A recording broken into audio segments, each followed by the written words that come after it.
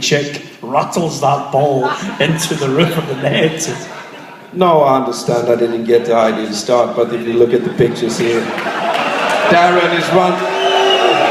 I will tell you the proper story. Darren Jackson was coming short, wanting the ball on his feet.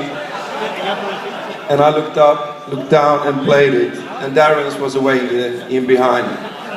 But I still think Marsha should have saved that one though. Yeah. I don't think anybody will disagree with you on that. Of course, you signed at a time when it was such an important season. Did you realise the enormity of what it meant to the Celtic fans? No, at the moment, no. I think it was good that we were so many new players there.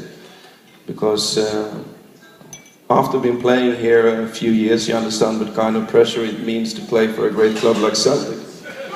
And it was good, I think, that we were so many new players didn't understand how important it was to stop them from 10 in a row.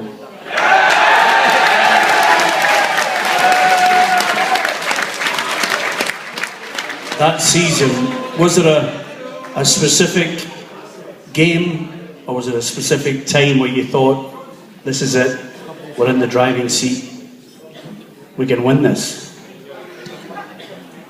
We, first and foremost, we didn't get off to a really great start that year.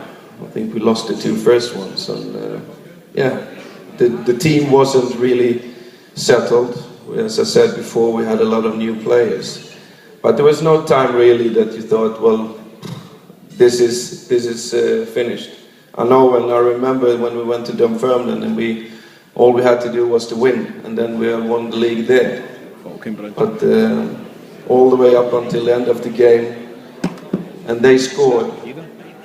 And then I remember coming back to Celtic Park, and there was a grown man coming up towards me, and he was crying, and you have to do it next week, you have to do it next week.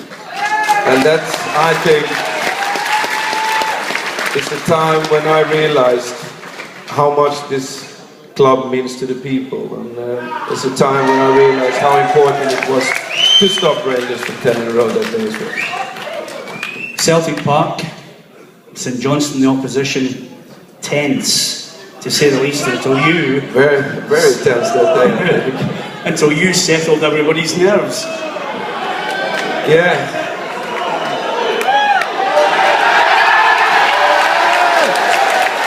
But it was a difficult day. We knew we had to go out and we had to win.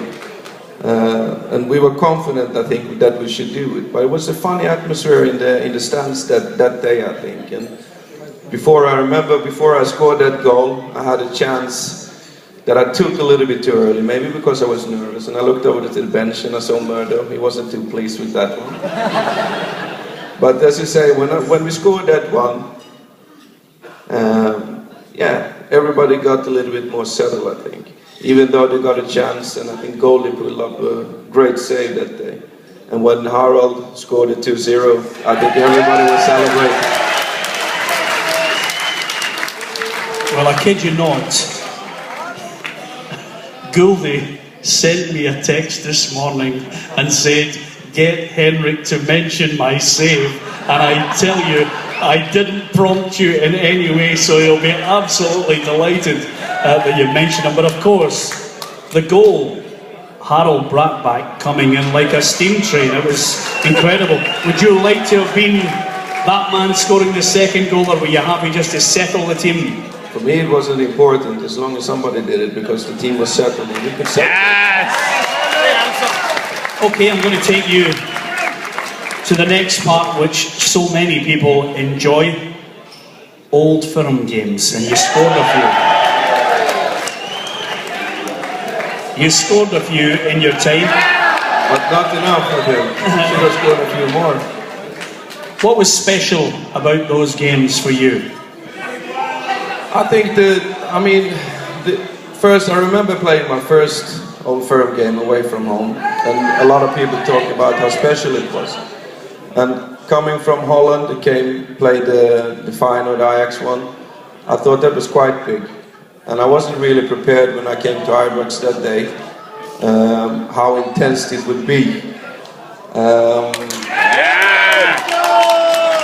it was. I mean, you can't speak to each other. It's unbelievable. I think it's the biggest and the best derby.